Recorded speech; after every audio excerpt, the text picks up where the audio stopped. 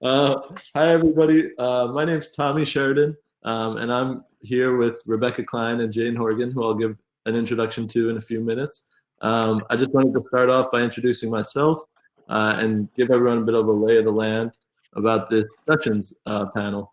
So to start, just to introduce myself, my name's Tommy, and I'm the Conservation Network Manager here at WCN, which means I'm lucky enough to have the great job of supporting brilliant conservationists like Rebecca and Jane around the world every day.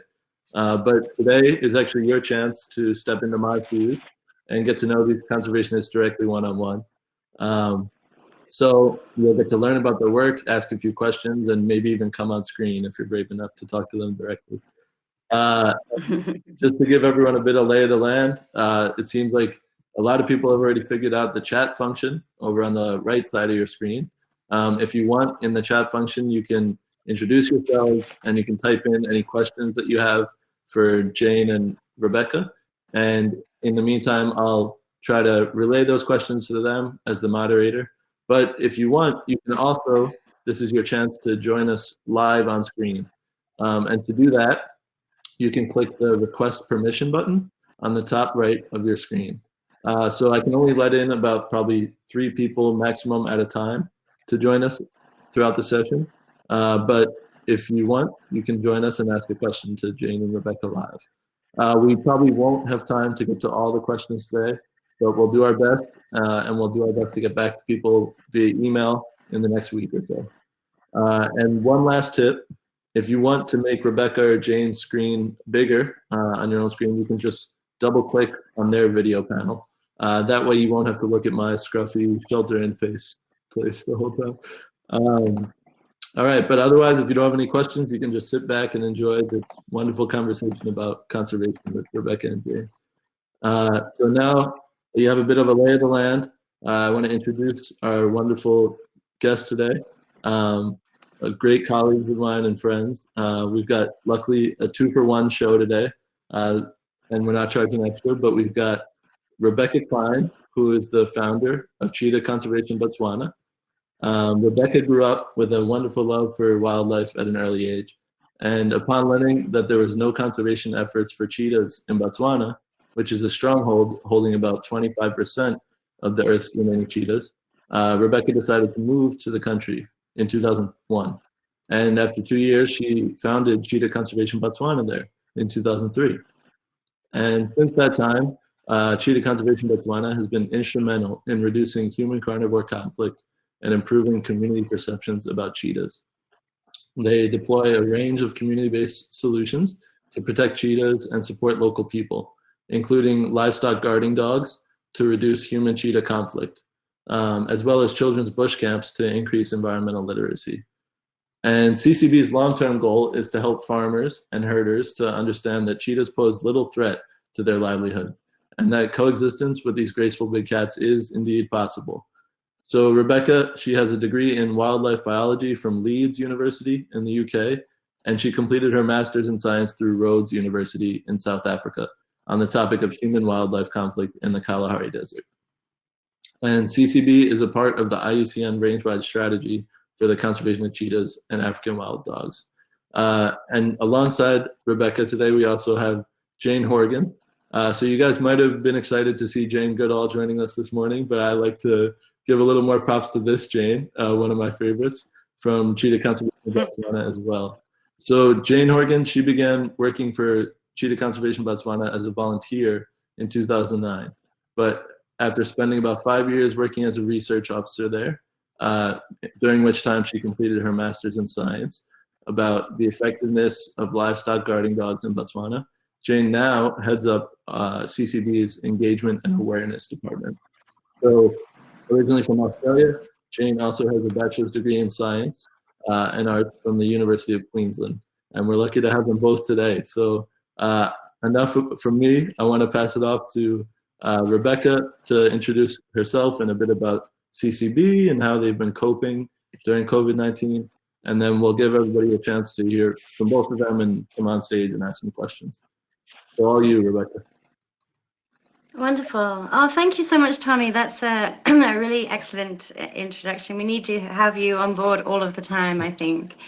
And just thanks so much to everyone for coming to this amazing virtual expo. There's so many incredible, interesting silver linings that are coming out of this whole global drama that we're all experiencing now. And I think this wonderful opportunity for this virtual expo, actually connecting people across the world who are passionate about conservation, is really an amazing thing that's come out of this challenge.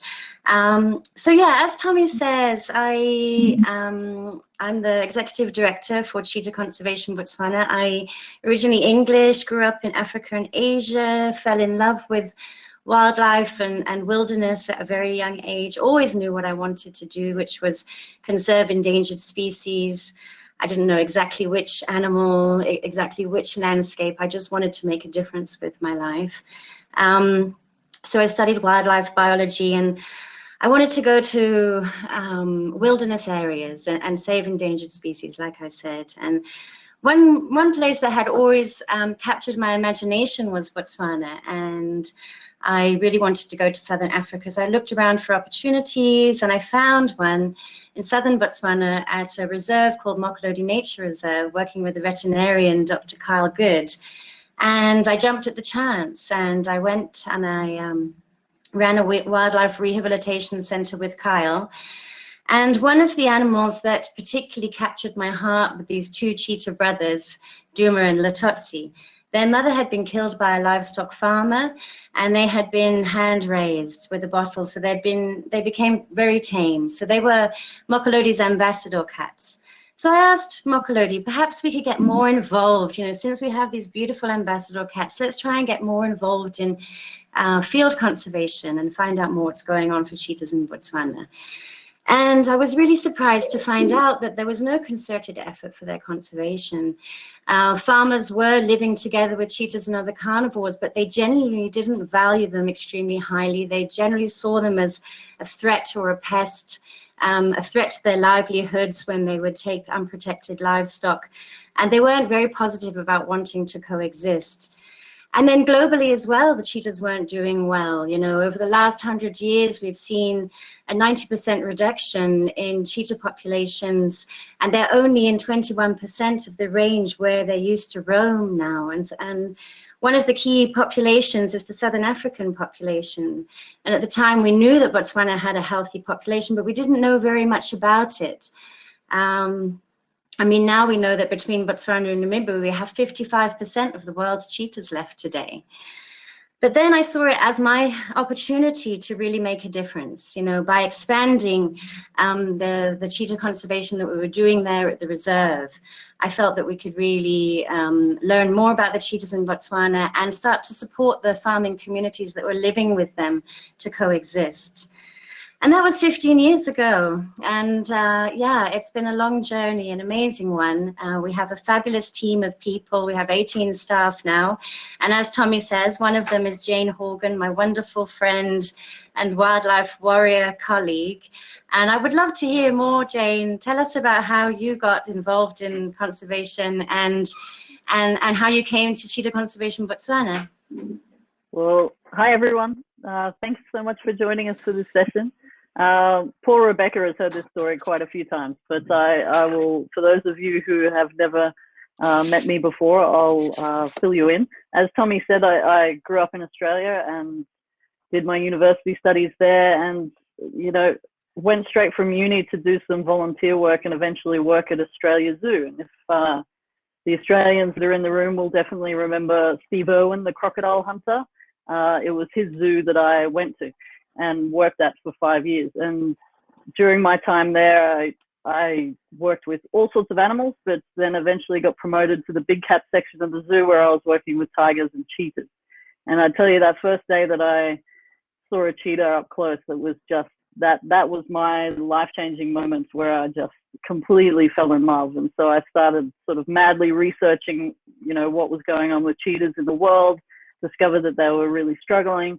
Our zoo was doing a lot to raise money for conservation efforts, so I got really interested and passionate about conservation efforts that were going on around the world. as fate would have it, we sponsored a livestock guarding dog program in South Africa. So I really got interested in livestock guarding dogs, which ended up being the subject of my master's thesis after I went to CCB. And so in 2009, I was looking to somehow get involved, and I just really wanted to help make a difference. And I literally Googled research assistant cheetah, and a position, I know the simplicity of it, it was crazy.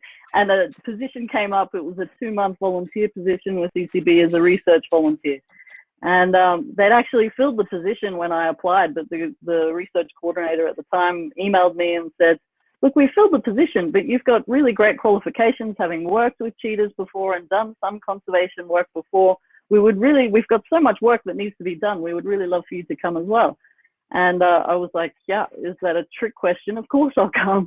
That sounds like an amazing experience. And it was completely life-changing. As soon as I arrived in Botswana, I fell in love with the country and totally fell in love with the work that CCB was doing. You know, such amazing on-the-ground, practical conservation, community-based conservation work. And I was hooked. And Rebecca's just kept renewing my contract since then. So I'm very, very lucky and very thankful to have worked in, you know, the research department, the community engagement department, working with farmers, and now as the coordinator for our engagement and awareness department, working on our education things. And so it's just been an absolute dream come true for me. Wonderful. We're so happy to have you, Jane. You're amazing. No, and our fabulous team as well. We have a great team of really passionate, dedicated people. And we also have a fabulous species of focus, you know, cheetahs being the fastest land animal and just incredibly beautiful, iconic cat. They are our flagship species for the organization. They can inspire hearts and minds. You know, everybody loves cheetahs, and they are very much under threat in Botswana. Even though we have a healthy population, what we consider a healthy population today, we're one of the only populations that cheetah populations that's remaining stable at the moment. So we're very proud that Botswana can play that role in the regional cheetah populations.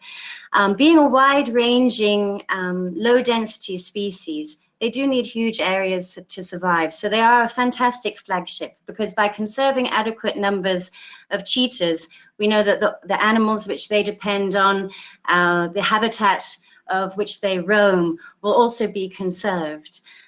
They don't do very well in protected areas. We have a wonderful network of protected areas in Botswana, but 80% of Botswana's cheetahs live outside those protected national parks and game reserves. They are wide-ranging, they need huge areas, but also inside reserves we get high populations of lions and spotted hyenas, which naturally outcompete the cheetahs, and inside those areas they're in small, low densities. So the agricultural farmlands are really key areas for their conservation today. So we focus on reducing the conflict between people and cheetahs and other carnivores. We want to support communities to coexist with these amazing animals. We believe that coexistence is possible. You can farm sustainably in the Kalahari and live in harmony with cheetahs and other carnivores. We focus on the Western Kalahari, as that's the area of Botswana where we find the most cheetahs. It's also where most of the conflict is as well, with the farming communities.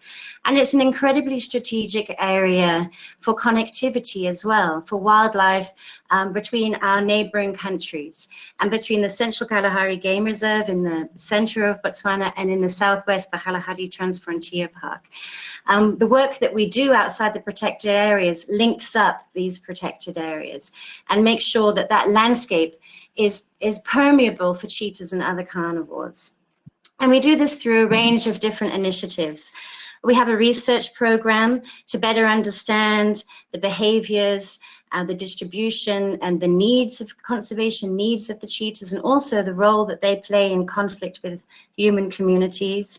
We have a Farming for Conservation program where we work directly with the farmers, doing training in different best practices of sustainable farming, placing livestock guarding dogs. We have great farmers networks where fantastic leader farmers and model farmers can come together and share how they are farming sustainably in the Kalahari. We have the Engagement and Awareness program, which Jane runs, where we're working with the young people with bush camps and school visits and competitions, trying to engender that feeling of national pride in the youth and also the general public. And we have a new program which we've called Communities for Conservation, which has been running over this last year, which is looking at some of the remote communities in the wildlife management areas, which are primarily sand communities, and working with them to develop alternative livelihoods beyond livestock farming, so their communities can be more resilient in the long term.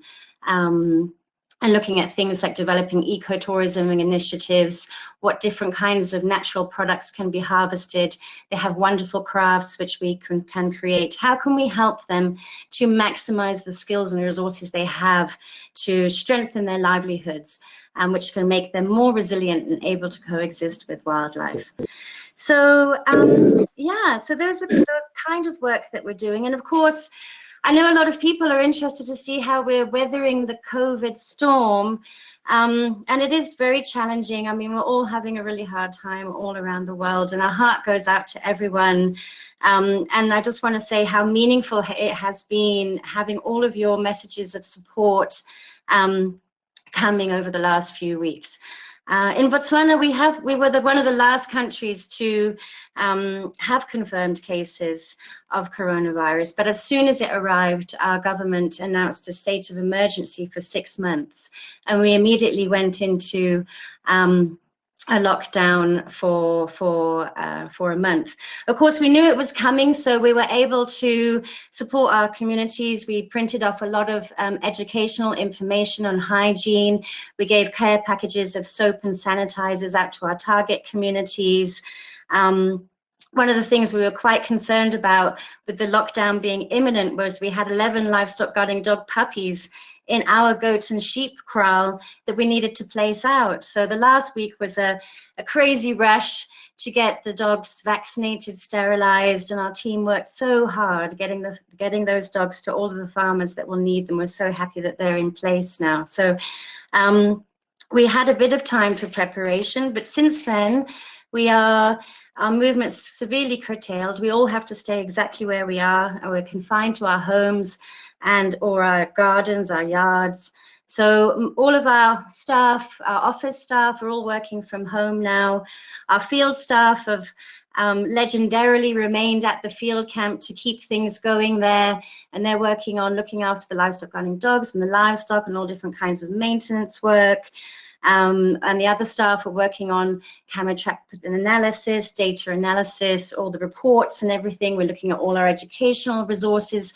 So we're using the time as an opportunity to step back and do all of those tasks that a lot of the time we don't have time to do, but are very, very important. So it's a useful breather in some ways.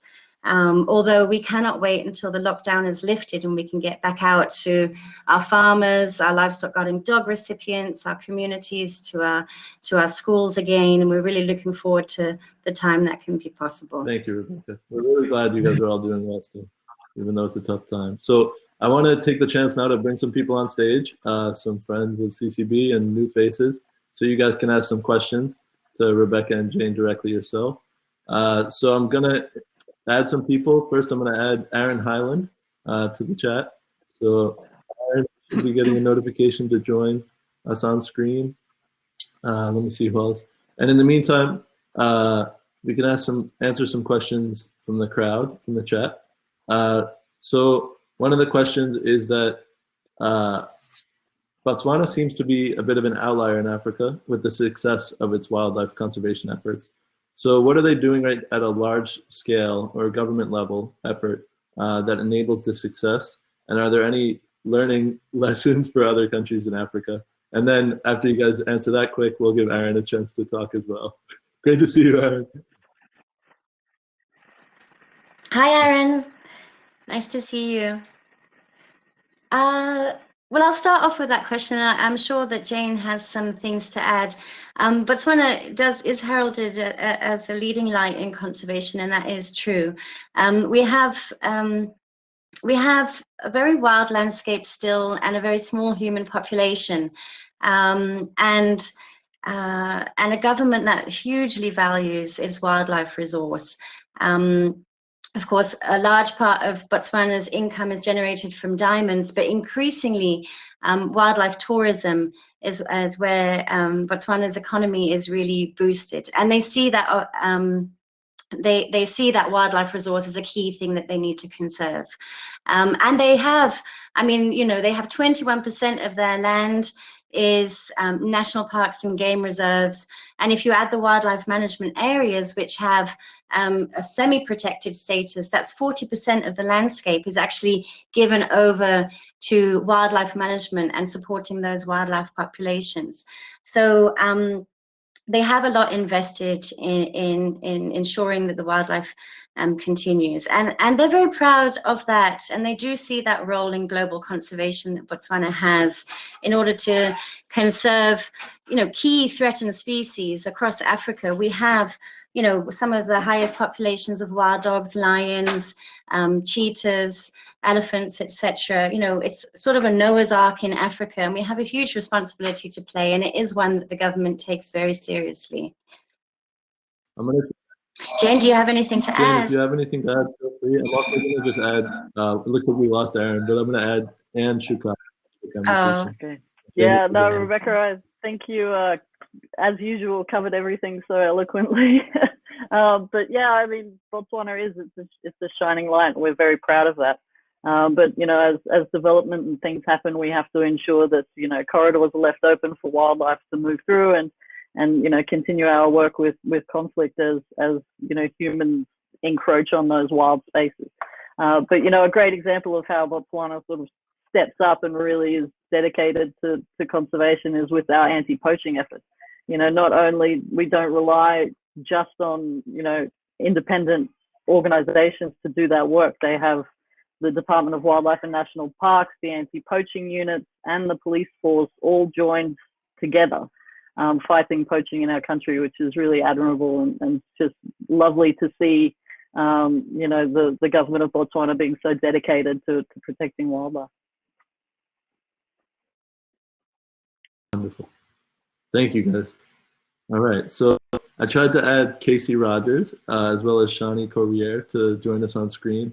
So Casey or Shani, hopefully. There we go. Shani, how are you doing? Well, I don't have a question, but I finally, Hello, Shani. Rebecca and Jane. Where are you joining us from? From Jersey Village, Texas. It's in the Houston area. Wonderful. Thank you for joining us. No questions for Rebecca or Jane? Just want to say hi. Specifically, I loved hearing them talk because to this point it's been emailed. And of course, when you talk about Botswana, that's doubly interesting to me because as a child I spent time there. So I can kind of picture it. So now I picture the cheetahs in Botswana, and that's a real treat. Speaking of, we got another question from the chat, Rebecca and Jane. It's how many cheetahs are in Botswana, and in what areas focused in the country, as well as how many cheetahs in Namibia? Jane, do you want to go for it? I can. Thanks for the question. Great question. According to the latest figures, which you can get from the Cheetahs Conservation and Biology book that was recently released in, I think it was 2016. It's like the Cheetah Bible. If you want to know anything about cheetahs, get your hands on that book. It was co-written by all of the cheetah experts in the world. The figures that came out of that, it was that Botswana has around 1,700 cheetahs out of a worldwide population of 7,100. Namibia's numbers have gone down recently. Unfortunately, I think theirs was around 1,600, 1,500, somewhere around there. But luckily, those two populations are connected, so we still have genetic flow between those two populations, and we sort of make up sort of the core of that last contiguous population of cheetahs, the biggest continuous population left in the world. Thank you. All right, Shani, thank you so much for joining us. We're going to say goodbye to you now, and I'm going to try to add some more people onto the channel. It was wonderful to see you, Shani. Yes. Thank you for everything. You're Thanks so much, Shani. Uh-huh. All right. If we have Jessica Jones, I have you next up. I'm going to add you to the on-screen function now. And thank you so much, Shani. We'll see you soon. Hi, Hi, Jessica. How are you doing? I'm well. How are y'all doing? Good. Where are you joining us from? From Atlanta, Georgia, in the U.S. Wonderful. That's awesome. Coast to coast. I'm in. Lovely. It's daytime. So, Jessica, do you have any Yes. questions for Rebecca and Jane? Yes, I do. My question for y'all is, what role do you think that the global north should play in dealing with these issues of conservation in the global south? Wonderful question. Rebecca, you want to take a shot at that? Yeah. Well, yeah, absolutely. It's a very good question. I mean, the global north, I will say that the majority of our funding comes from the global north, which is an extremely important role to be played, especially many of the countries that we're all working in don't have huge conservation budgets, etc., or grant opportunities. So, I mean, that's certainly a hugely important role that the Global North currently plays for Cheetah Conservation Botswana, as being our primary funders and giving us the ability to even do any work on the ground whatsoever. But the Global North also influences policy all around the world. International policies on wildlife and trade and things like this are often heavily influenced by the global northern countries, if I'm perceiving the category correctly. And I would say that, yes, I mean, it's very important for people to be aware of the on-the-ground challenges in a lot of these countries that we're dealing with, and a lot of the ways that local communities may utilize wildlife and relate to wildlife, maybe not exactly the same as people in the global north relate to wildlife. And I think we all have to understand those cultural details when we're thinking about interventions and ways to support communities. So for basically people in the global north to be as informed as possible and to listen to science and the work that's coming out of many of these conservation organizations in what types of interventions to support communities with. Yes, so that would be, I think, an important role that the global north currently does play and will continue to play. Thank you, Rebecca. All right. Thank you so much, Jessica. We're going to move on to another speaker now. All right. And it looks like we're running tight on time, so we only have about 2 minutes left in the session. So I'm going to give a chance for one more person to join. The lucky last person is actually going to be Rachel Reed, if you're in the room still. So I'm going to add you. And in the meantime, Rebecca, we have, and Jane, you can answer as well. We have a quick question from Marcy Mendelson, and she asked in the chat, she said, since COVID was found spread to some cats in the Bronx Zoo in New York City, is there any evidence of this with cheetahs and all? I am not aware of that myself. Jane, having come from the zoo community, may have been updated by her colleagues, but I haven't heard of any incidences personally of COVID in cheetahs, although I don't know if I don't think much testing has been done along those lines. Yeah, I would agree with that. I think at the moment the priority in Botswana is definitely, and probably the other range states in Africa as well, the priority is just to test the people at the moment and to monitor those movements. But for for now, I haven't heard of any cheetahs being tested, but haven't heard of any cases either. Okay, good to hear. All right, so it's 11 o'clock now here in California, which means that that's the end of our session with Rebecca and Jane, unfortunately. I wish we had much more time to talk, but if you guys wrote any questions in the chat, we're gonna take the chance in the next week to reach out to you by email to catch up. So a huge thank you to Rebecca and Jane for joining us today. And we actually have coming up on the main stage in 15 minutes is our next main stage session is a panel of speakers talking about COVID-19 specifically and its relationship to wildlife and hopefully how to outsmart the next outbreak. So you guys can take a little bit of a break for now and then be sure to join us on the main stage. But for now, I just want to say thank you so much to Rebecca and Jane. We're so glad that you guys are staying healthy and safe in Botswana. And we hope to see you soon in person. Thank you so much. Thank you, Tommy, and thank you, everyone. Thank you for all your support in every way. Just knowing that you're all out there believing in what we do helps us to carry on. So thank you from all of us. All right. Thanks, guys. It was great to see you join us. All right. Thank you guys so much. Stay safe. We'll talk to you soon.